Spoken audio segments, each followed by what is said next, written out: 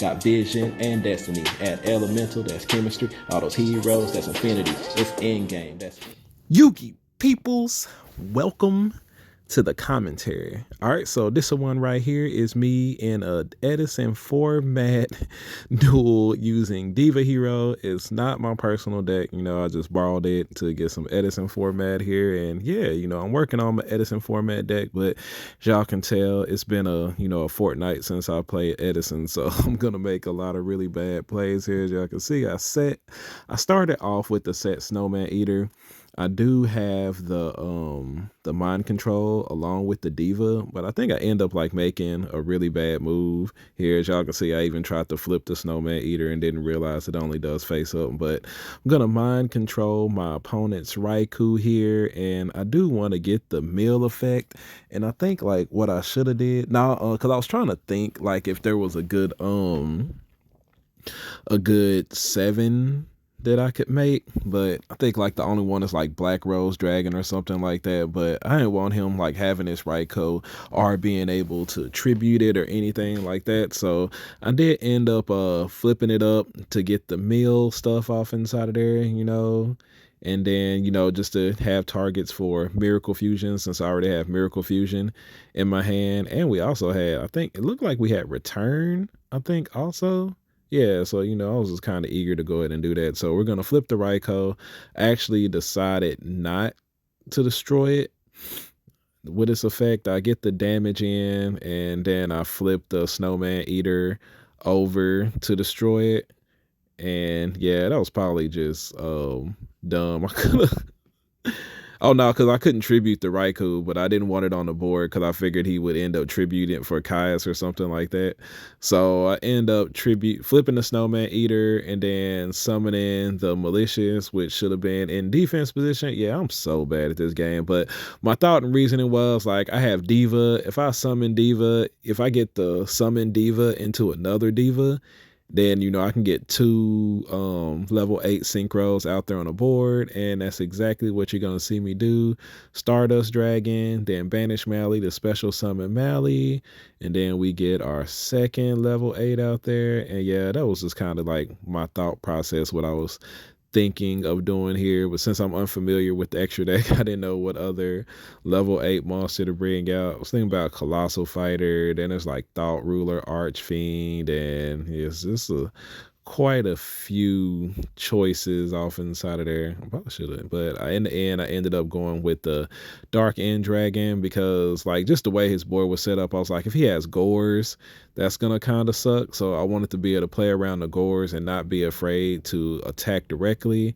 So there goes the Miracle Fusion come down to bring out my Ab-Zero, because if he doesn't have Gores, I'm going for game. So we attack with the 25s first into Ab-Zero. Right here, he has to go ahead and Gores. As you can see, the Gores comes down, but because I attacked with the 25s first, I'm able to attack with the Dark End Dragon over the 25 token and then use his effect to destroy the Gores.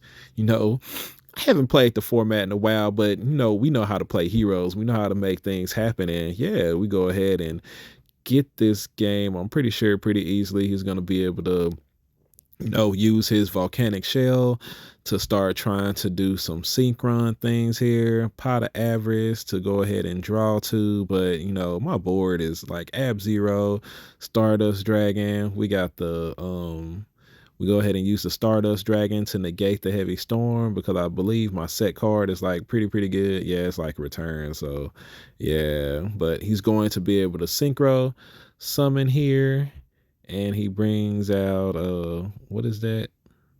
I can't even remember what that is. Oh, Nitro Warrior. He brought out Nitro Warrior. And yeah, we bring back our Stardust Dragon. We just attack into the Nitro Warrior with our Ab-Zero to clear his board and then attack directly for Stardust Dragon. So yeah, as you can see, my play to tribute summon out the Mally turned out really good. It's just like, his first turn play is just like set in Raikou and then not really doing too much. I was just banking off the fact that he probably just didn't have much. And yeah, it ended up turning out being a really good play, getting us 2 level 8s out there, and then also Ab-Zero, and we won that game 1 pretty easily. going into game 2 here, I don't think we're side decking. Like I said, we don't really know what we're doing. We got Lone Fire Blossom coming down here into Titanial. And I was kind of wondering why they run this card. It just doesn't really seem all that great to me, but my hand is really not all that great either. We have like double Diva, Caius, and Mally in hand. And I don't even think, like, when I was asking him, I don't think he runs a discard target for Mally. I think, oh no, he was like saying like Brionic. And I was like, oh man, but yeah.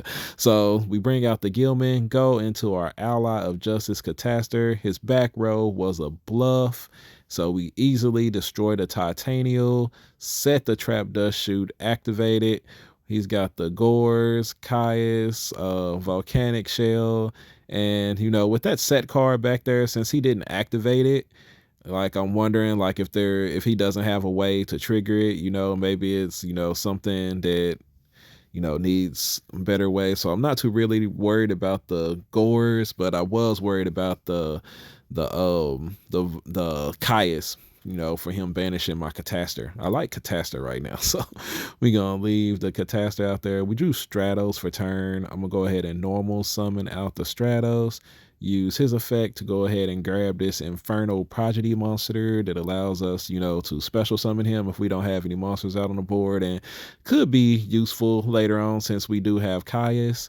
And we attack with the Stratos, attack with the Catastor, and his face down card was Call of the Haunted. He's going to be able to attack my Stratos with a Titanial. Man, Call of the Haunted was such a cool card, especially like back in the day we would Call of Haunted Stratos with a bunch of heroes and stuff out there on the board. But yeah, so there goes the D-Prison for my Cataster. So now the Infernal Prodigy comes in usefulness as we're able to tribute summon out Caius very easily and get rid of the Titanial, banishing it since it wasn't destroyed or anything.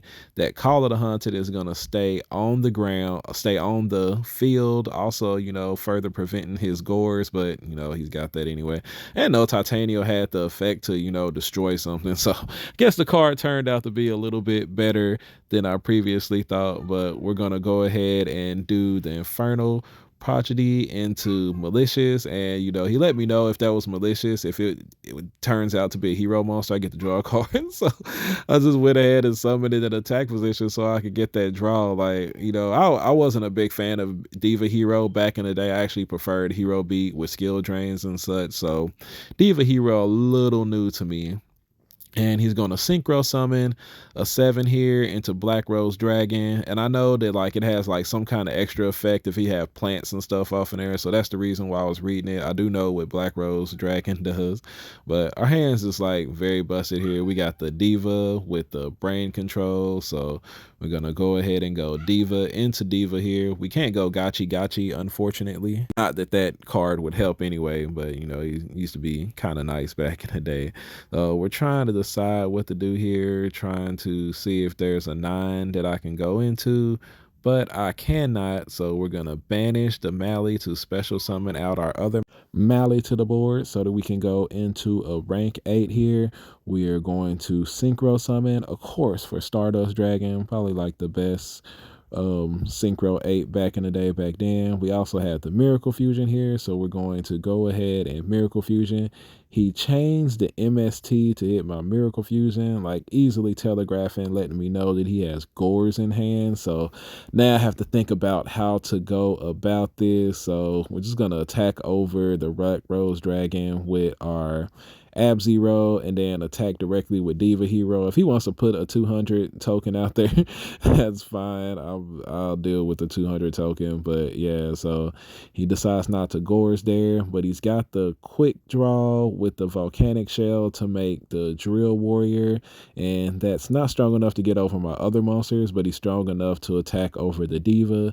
And now that we have, you know, since we have a summon for this turn, now we have an easy way to deal with the Gores and his token, with that being Brain Control and Caius. We're gonna go Sark out, you know, the return from a different dimension. I decided that, like in this case, that would be better than Future Fusion. It just give me the return immediately, and I believe, yeah, just give me the return immediately. And now you know, will attack over it, then attack directly for 25 with Ab-Zero. Of course, the Gores and his token. I slam down the brain control, guys. And yeah, just start laughing there because I know this one is in the bag. We take the easy 2-0 there with Diva Hero. And yeah, you know, even though I haven't played Edison in a while, not too sure like how everything goes, I will be working on my Edison deck, so y'all look forward to more of those.